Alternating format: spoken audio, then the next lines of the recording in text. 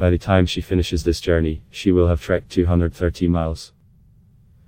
Her destination, the US Supreme Court, where justices will hear arguments Tuesday that could decide her fate and shape the lives of hundreds of thousands of people across the United States.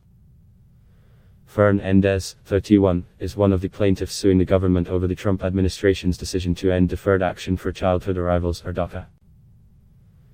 The Obama-era program provides deportation protection and work permits to around young undocumented immigrants brought to the United States as children. The Trump administration has argued the executive action that created the program was an overreach of authority. So far, a series of lower court orders have blocked the administration's efforts to terminate DACA, giving those who benefit a reprieve but also leaving their lives in a fragile limbo. Now, after years of uncertainty and political stalemates, this could be the make-or-break moment for many so-called dreamers and the program that protects them. If justices uphold the administration's decision to end the program, those who were shielded by DACA for years could lose their work permits and become vulnerable to deportation. There are far easier ways to get from New York to Washington. But Fern Endez says she's walking and speaking out as much as she can along the way, to make sure Supreme Court justices and members of the public know how much this matters. She isn't marching alone. About 24 others have walked beside her throughout the demonstration that began in New York City on October 26, and the group's ranks are growing as they near the nation's capital. Their message as they march, shouted through megaphones, chanted at rallies and written on signs and t-shirts, "Home is here."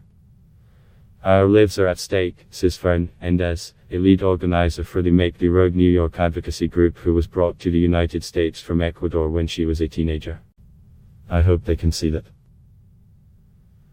I hope they can see our humanity, and that we matter, and we exist, and we have contributed to this country in so many ways. If they don't make the right decision, it could be devastating for thousands and thousands of families.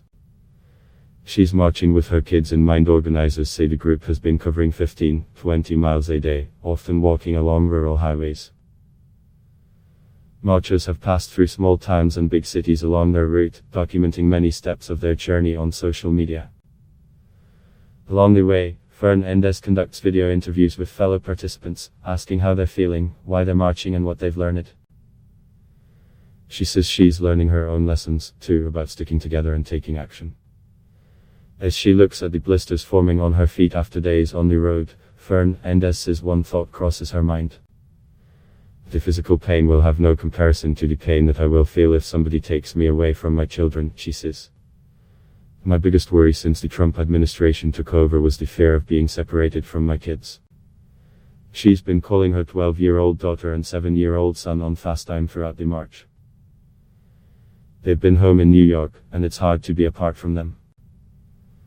She missed trick-or-treating with them on Halloween this year. Fern Endez flips through pictures of her kids on her phone and calls them every morning before they go to school, every afternoon when they get home from school, and every night before they go to sleep. She says she's marching for them. They are my everything, and they are the main reason why I became part of the lawsuit, she says. It was the only way that I had to fight for my family, to fight for my kids. She's afraid you've forgotten about DACA. Carolina Fung Feng, another plaintiff in one of the lawsuits over DACA who's walking to Washington, fears many who aren't directly affected have forgotten about the program's plight. It's been frustrating, she says, to see people move on when she knows lives are still in peril. As she marches, she's hoping to bring awareness back to the fight to save the program and other efforts to protect undocumented immigrants from deportation.